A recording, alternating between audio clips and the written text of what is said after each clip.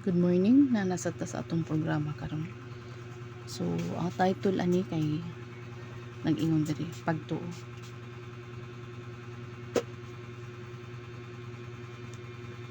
Lima ka kamatuoran mahitungod sa pagtuo. Number 1, ang pagtuo nagtawag niadtong wala pa nga ana-ana. Faith assurance. Faith assures. Number 2, ang pagtuo mao ang pagsalig sa kakayahan ug abilidad sa Dios. Faith trusts. Number 3, pagtuo mao ang pagbuhat. Faith acts. Number 4, ang pagtuo magalahutay o nagapadayon. Faith perseveres. Number 5, ang pagtuo na base sa buhi na Dios. Faith experiences. So ano ita?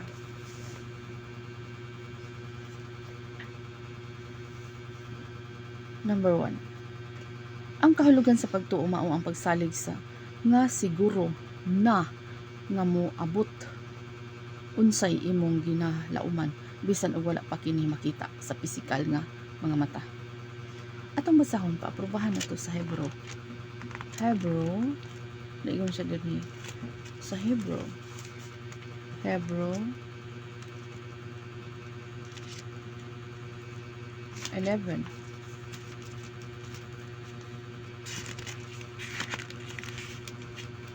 verse 1. Naingon siya diri.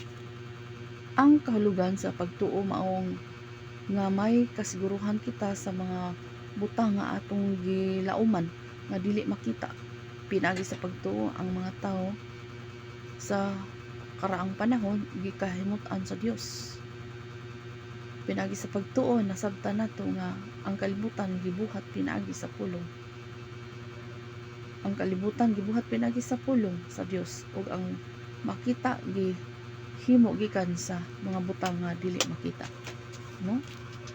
Like ang pag-abot sa pares karon nagatuo ta nito sa Ginoo bisan wala pa ta kakita pero nagatuo ta ana no ug atong pagtuo nga bisan og wala pa diha pero naana ana no ngayon dere ang tinuod nga pagtuo nagatawag na nga mga butang nga wala pa nga ana-ana mao kini nga klase sa pagtuo ang gikinahanglan aron ang atong mga ginapangayo sa Dios mahatag. Pagtuo nga anaa bisan ug wala pa makita. Marcos 11. So may naa sa Marcos.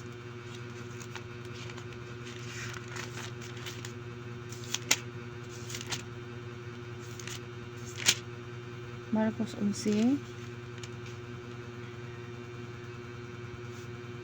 1 o 24.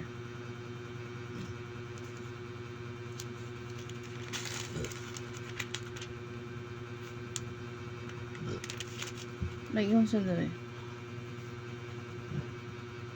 Tungod ini ingnon ko kamo nga bisag unsa ang inyong pangayoon diha sa pag-ampo tuuhi nga madawat ninyo kini ug mainyo gayud kini. Glory to God. So atong pangayoon nga may atong gipangayo. So atong tuhan nga ato na madawat. Bisan wala pa. No? Gitawag kita paglakaw sa pagtuo dili sa atong makita sa pisikal nga mga mata. 2 Korinto. Dili na ko makita sa pisikal nga mga mata. Tumudo na ang pagtuo. 2 Korinto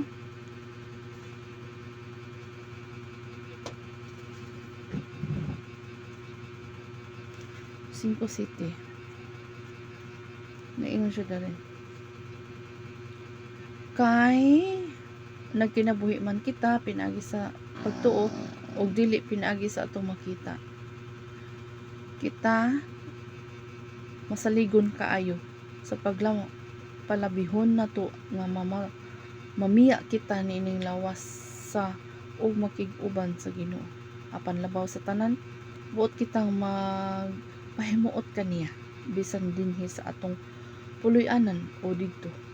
Kay kinahanglan moatubang kitang tanan kang Kristo aron iyang hukman aron ang tagsa-tagsa makadawat sa angay kaniya sumala sa iyang nabuhat. Maayo o daotan dinhi sa kalibutan. So nga na no, nga kinahanglan sa atong kinabuhi nga maglakaw gid kita sa pagtuo. Number 2, ang pagtuo mao ang pagsalig sa kakayahan ug abilidad sa Dios, faith, trust. Adunay mga problema nga gitugutan sa Dios nga moabot kanato aron kita dili na mosalig sa atong kaugalingon kun dili ngadto na kaniya. So 2 Corinto 1:8 ngadto sa 9. So atong 1:8. Sino ba? Mga igsoon, buot na mo nga masayra ninyo ang among mga kalisdanan dito sa lalawigan sa Asya. Labihan kapait o kabugat ang giantos namo nga tungod niini nawad-an kami paglaom nga mabuhi pa. Daw gipahamtangan kami sa silot sa kamatayon apan nahitabo kini aron dili kami magasalig sa among kaugalingon kun dili sa Dios nga nagbanhaw sa mga patay o giluwas kami niya gikan sa makalilisang nga katalagman sa kamatayon ug luwason usab kami niya sa umaabot pang mga katalagman. Naglaom kami nga buhaton gayud niya kini. Tabangi gayud kami sa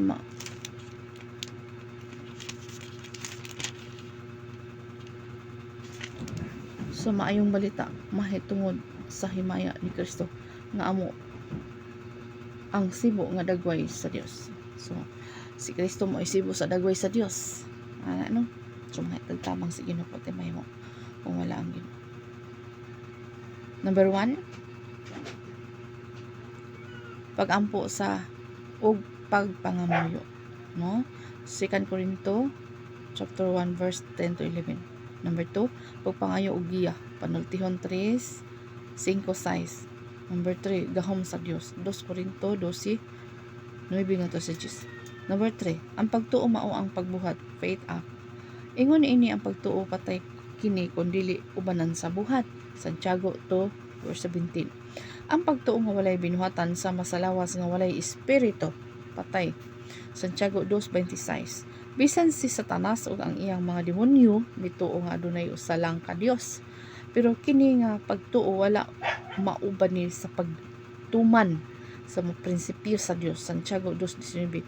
Ang tinuod nga pagtuo adunay gayoy binuhatan, no? Adunay mga buhat gyud pa-approve sa mga buhat, no? Kini nga klase sa pagtuo magahatod kanimo sa tinuod nga kaluwasan ug pagkamatarong, Santiago 2:14-23-24. Dili kita maluwas sa tawhanong binuhatan kun dili pinaagi lang sa pagtuo. Apan atong sabton nga ang tinuod nga pagtuo mubunga gayud og binuhatan. Mao kini ang pagtuo nga makaluwas sa ato pa kung tinuod gayud kita nga luwas o adunay pagtuo, makita gyud kini sa atong bunga. Kung ana kita sa punuan, mamunga gayud kita, 1 John 15:5. Pero ato sang sabton nga ang pagpamunga hinay-hinay ug dili diha. Busa bantayan nato nga dili kita makahukom sa uban, nga dili pa pariha kanato kadaghan og bunga. Usahay anaa kabag-uhan nga ania na kanato apan wala pa sa uban. Aduna say kabag-uhan nga masinatian na sa uban pero wala pa kanato. So, ana sa pagtabang sa mga nanginahanglan. James 2 verse 15 to 17. Paghatag sa Dios unsa iyang gusto o pagtuman. Santiago 2 verse 20 to 22. Si Abraham mihalad sa iyang bugtong anak nga si Isaac, bisan og dili niya kini gusto, tungod sa iyang pagtuo andam siya mutuman bisan unsa, basta sa Dios. Pag-alagad og paghimo og mga dagkong butang para sa Dios. Hebrew 11:31-34. Number 4. Ang pagtuo nagalahutay o nagapadayog. Faith perseveres. Ang uban midumili sa pagdawat sa kagawasan o nagpakamatay nga sinakit aron banhawon ngadto sa mas maayo pang kinabuhi. May gibugal-bugalan o gilutos. Ang uban gigapos o gibanlod sa bilangguan. Gibato sila, gitunga paggabas. Gipatay pinaagi sa espada, naglaag-laag sila nga nagbistig panit sa karnero o kanding, kabus sila, gilutos o gidaog-daog. Wala sila mahimuot sa kalibutan. Nahidiin-diin sila sa mga kamingawan o mga kabungturan. Sama sa mga kagiw nagpuyo sila sa mga langob o mga lungib. Dalaygon kayo ang buhat ni ining mga tawhana tungod sa ilang pagtuo. Hebrew 11:35-39. Bisan unsa kadaghan ang problema o pagsulay, ang tawo nga puno sa pagtuo nagapadayon. Ang tinuod nga pagtuo muhatod kanato ngadto sa paghuman sa lumba sa kinabuhi. O bisan sa pitik sa pitik sa pulso. Number 5. Ang pagtuo na base sa buhi nga Dios, faith experiences. Busa ang inyong pagtuo wala magbarog diha sa kalaam sa tao, kundi sa gahom sa Dios. 1 Corinto 2:5. Ang tinuod nga pagtuo wala nasangat sa tao o sa mga doktrina sa tao, kundi buhi nga Dios.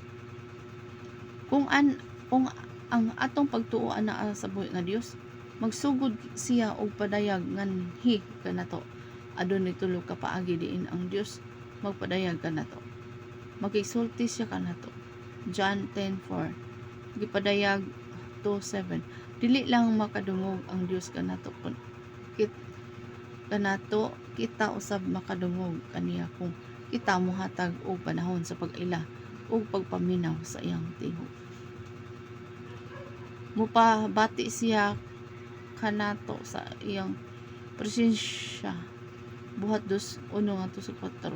Ang unang mga si Kristohanon wala lang nagawali sa pulong sa Dios kundi nagapadayag sa buhi nga presensya sa Dios ngadto sa ilang mga pagbag-ong nadala sa Ginoo. Buhat 8:14-18.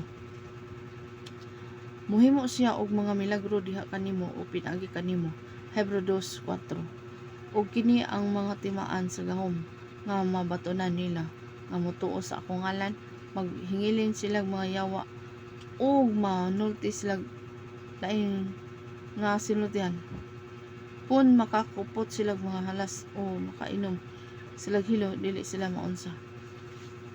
Itapion nila ang ilang mga kamot sa mga masakiton o mga ayaw sila.